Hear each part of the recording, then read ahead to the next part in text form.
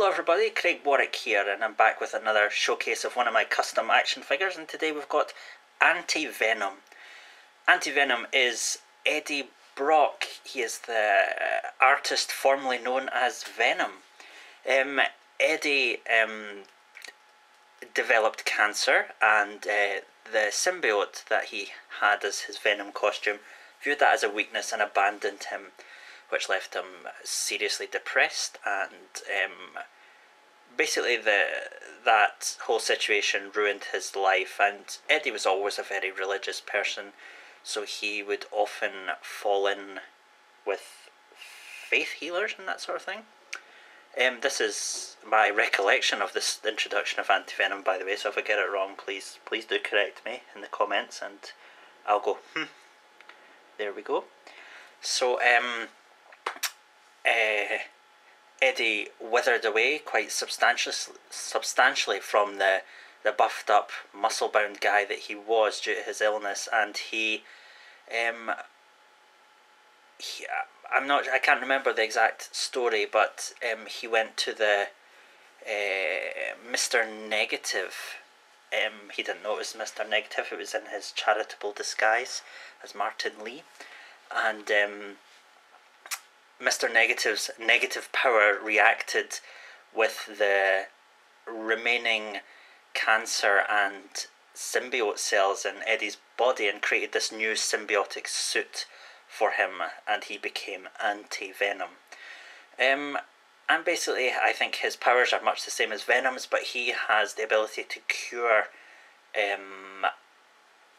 Well, he hurts other symbiotes when he touches them. He basically cures the human of the symbiote dependency, and he can cancel Spider-Man's powers permanently if he gets into his bloodstream.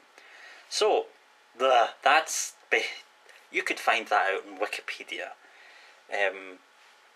Trust me, I maybe did, or maybe I read the comics. Who can say? Anyway, Venom, the figure here, ANTI-VENOM, he's done in the Marvel Legends style. So he is, let's bring in a Spider-Man figure for a bit of a scale comparison. Oh, don't fall down, Eddie. So, yeah, you can see he's substantially taller than Spider-Man, but done in the same scale. Eddie Brock was taller than Spider-Man. And my previous classic Venom figure, you'll see he's much more this figure of Venom is very sort of bodybuilder, huge upper body, almost that misproportioned effect that a lot of bodybuilders end up having, but that's the look they're going for. But this Eddie, I wanted to be a very different body type. And initially I wanted him to be almost kind of withered, because the illness and the cancer didn't do his body much good, and he was quite a wreck for quite a long time. But in the comics, when he becomes ANTI-VENOM, he's still got a better body than most of us could ever dream to have. So at the end of the day, he's got this completely ripped torso, but it's not as ripped as this guy. It's not as bulked up. So I did want to go for a stylistic difference there, and not just get a Venom figure and paint it, do a repaint. Some customizers have gone that way, which I can totally understand, and certainly in the comics, Venom is sometimes drawn, and ANTI-VENOM and Venom are sometimes drawn almost identically body-wise, but I did want to make a different body type. So what I chose was the Blackheart Marvel Legends figure, and that figure's good because it's nice and tall, and it's very well articulated. It has some curious body features, such as it has sort of, I don't know what you would call them, like horse's legs where the ankle is further up. So what I did was I replaced his lower legs with those from an older Venom figure that had a plainer foot, and the hands come from a Marvel Legends Sasquatch figure, and I've added flossers to the end of them. The flossers also make up the spikes that are across his body at various points. The spikes they're supposed to, I think the Anti-Venom costume, as I see it, is the opposite of the Venom costume. I know that sounds blatantly obvious, but it's more than just the colour. I think it's also in the texture and just the general feel of the overall design.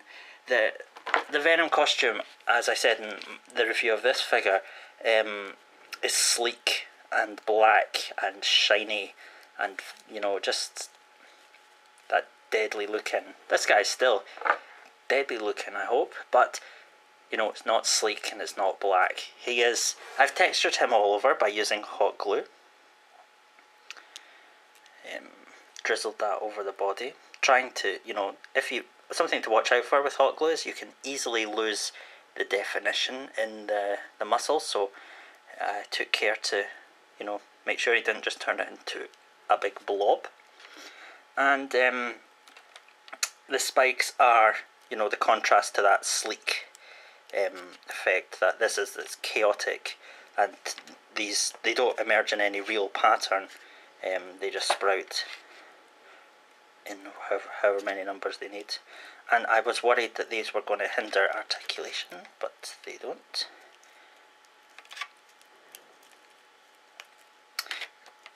Yep, and the spider emblem is sculpted on, because I did think I would just paint it, but, you know, when you come to paint something very defined over the surface of hot glue, you know, it just ends up crazy, going all over the place, and the surface is very uneven. So I sculpted this spider emblem on that crosses round his side and round the back, and doesn't hinder his articulation there.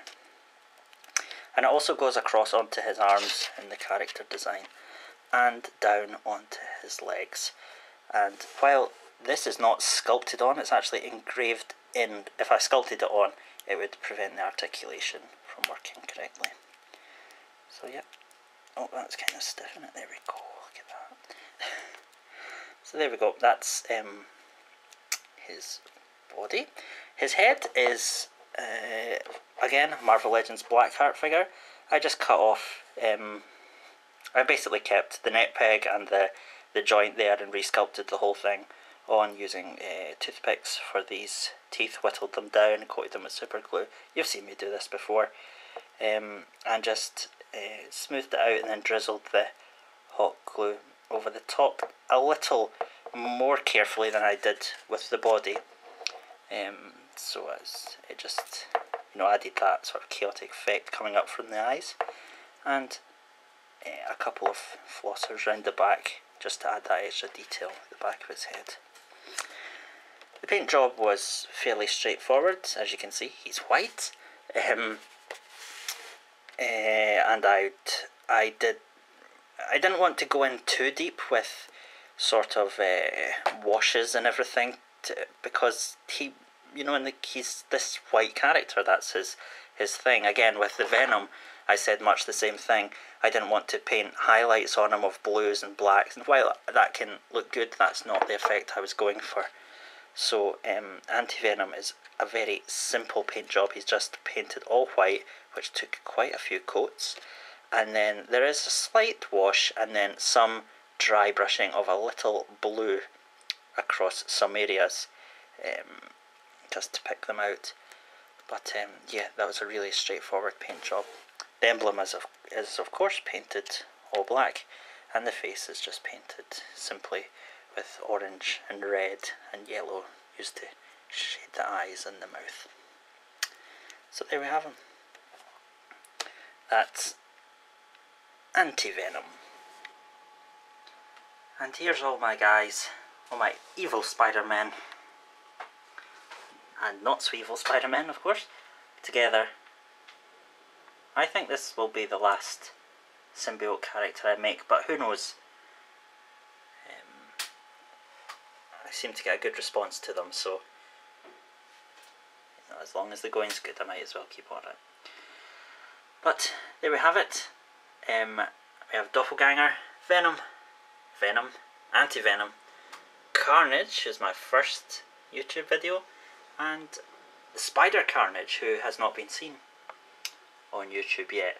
If anyone would like to see me review Carnage now that I have a better camera and better lighting, please do let me know. And if anyone's interested in knowing more about Spider Carnage, please let me know as well. I'll see what I can rustle up for you. But from all the boys here, and from me, bye, and thank you for watching. Remember to comment, rate and subscribe. Bye.